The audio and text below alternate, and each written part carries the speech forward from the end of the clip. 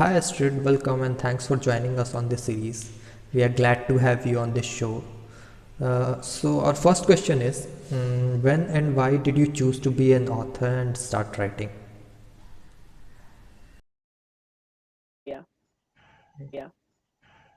I don't think it was ever a decision. I think it's always been something that's part of me. Okay, So I actually had to realize and acknowledge that this is who I am and that I'm not happy if I'm not writing. okay. So, as we know that you are from South Africa and you have started writing at 12 years of age. At that age, we guess you were going through your school life. We are a little curious to know who is the author who has inspired you the most, like the author you prefer to read for writing inspiration or general inspiration.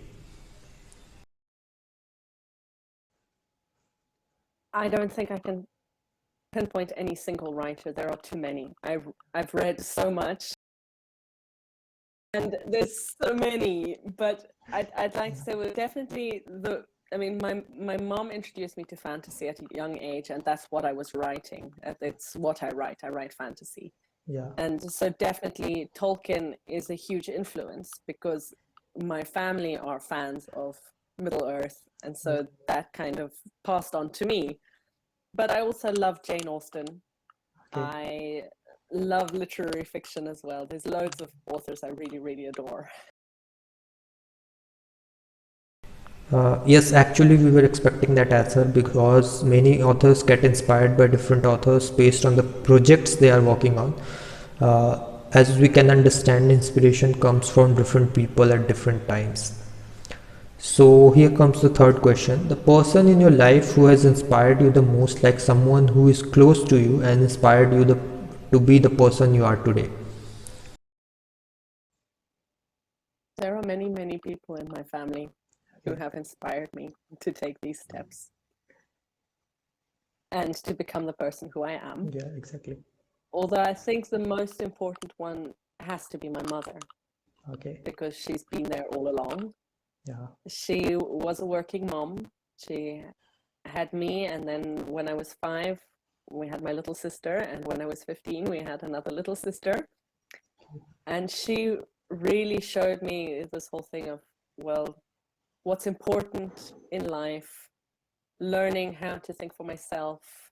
My love for reading comes from my mother, most of all, although my dad also influenced that. Yeah. And then also this whole thing of where you can be a mother and work doesn't detract from your motherhood Exactly. and and these things. So she's definitely a person I admire very, very much and who has inspired me to become who I am today. Okay, this is just a curiosity raised question. Are your kids also in writing and reading books? It's a little early to tell. My eldest is 5 Okay, okay. and the younger one is 2.5, but there are signs from my son that he may be interested in writing. Great, great. Okay, fifth question comes in. For you, what makes a great story? When it grabs you Yeah, and you cannot put it down because or you keep thinking it's like when you put it down, even when you put it down, you keep exactly. thinking, oh, what's going to happen next, what how could the character do that, or what's going to be the next step for the character. Those are the kind of books that I really enjoy reading. Okay, so this is again a curiosity raised question. So, do you travel to different countries and try to understand the culture in those countries and try to inculcate the culture of those countries in your stories and novels?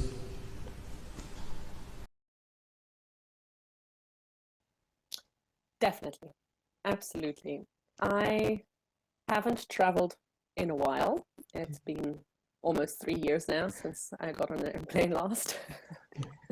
But yes, I mean, I grew up in South Africa. My dad is German, Yeah. so we used to go and visit his parents in Germany every few years for a vacation. And then my husband is Mexican Swedish, so we've Okay. lived in Mexico. Now we're living in Sweden. And in the early part of our relationship, we traveled a lot. So we went to a lot of places in Southern Africa. We traveled to Peru. And every single time I've traveled, there's been something that I was like, this needs to go here in a book.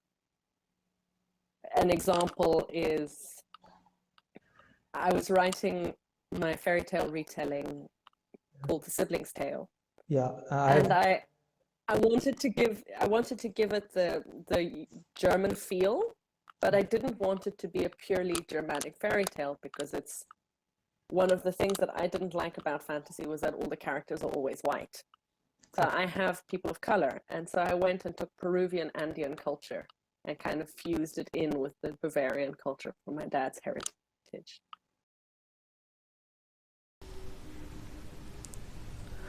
There are some questions which are not planned, but due to interest, I'm asking you. So, next question is here. Can you tell your listeners about the ups and downs you have faced in your writing career?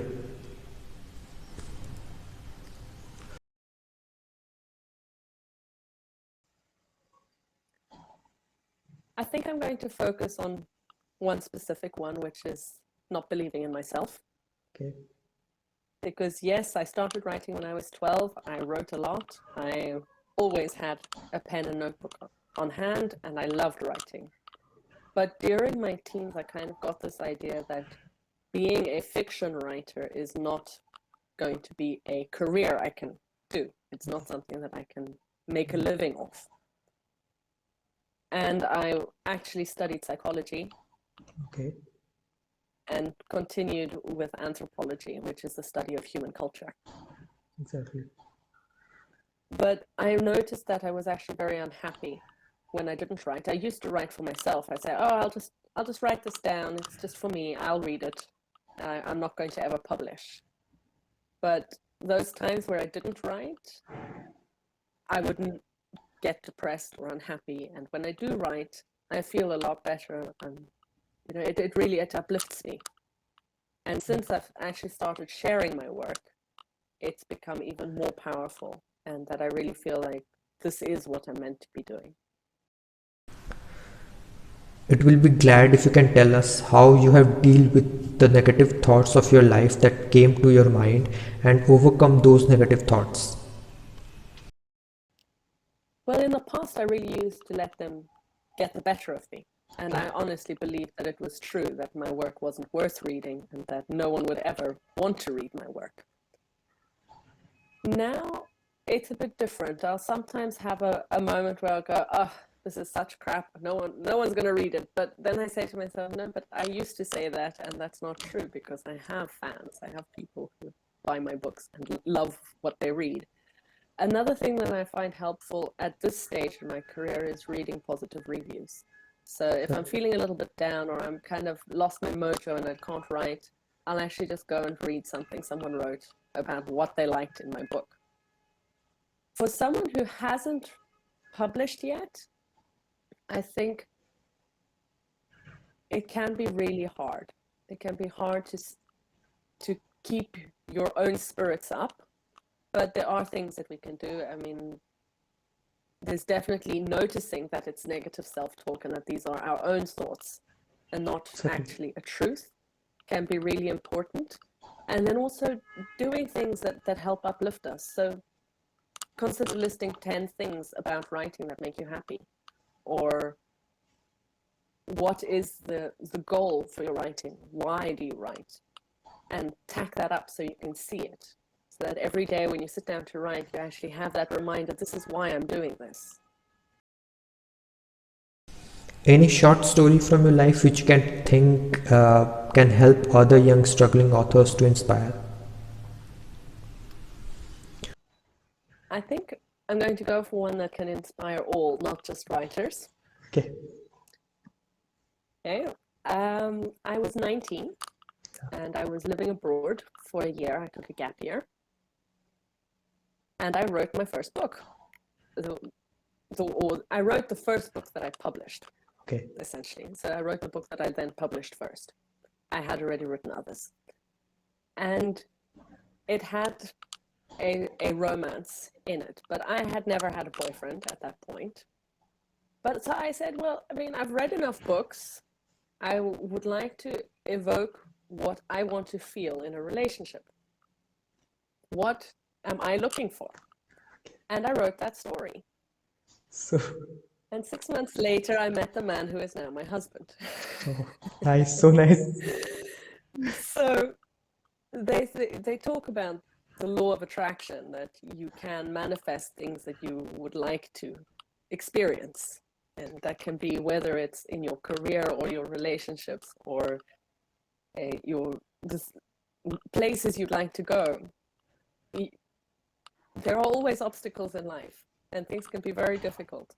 But if you do it right, and somehow I did it perfectly with that particular book when I wrote that story, then it can happen for you too.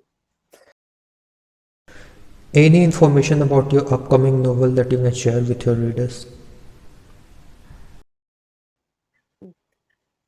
I have a novella that's coming up. Yeah. It's called The Last Warrior. This one is such a lovely one. I love this book so much. It's been a long time coming. I had a dream a long time ago. That is the seed that the story comes from. And I think what I find so uplifting is that it is my exploration of finding deserving. Because as I mentioned earlier on, I struggled a lot with believing in myself. I kept putting my work down. And to a certain extent, this is my story that honors that past. Okay. Final parting word of advice for listeners, readers, and fans.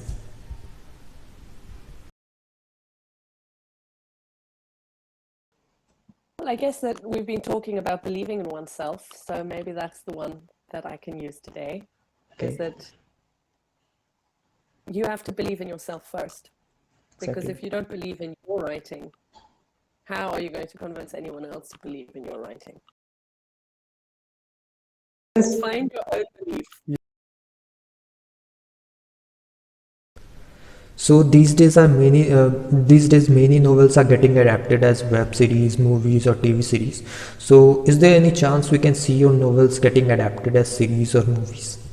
I would absolutely love that. That would be truly fantastic. Like- And I would very, very much love to have Indian actors and actresses as my characters, because that is a lot of the characteristics I've drawn from India So to a lot. any Indian actor you can name? Like Gosh, I can't remember her name.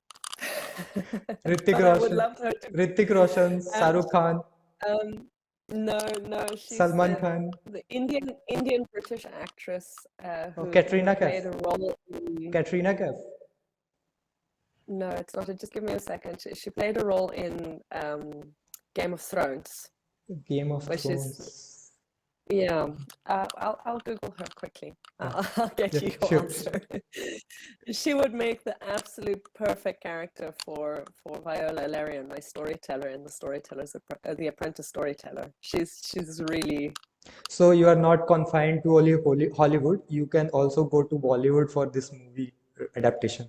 Yes, yes, absolutely. That would be wonderful. That would be really fun, and the music could be interesting to add the music to the Exactly. feel. Exactly.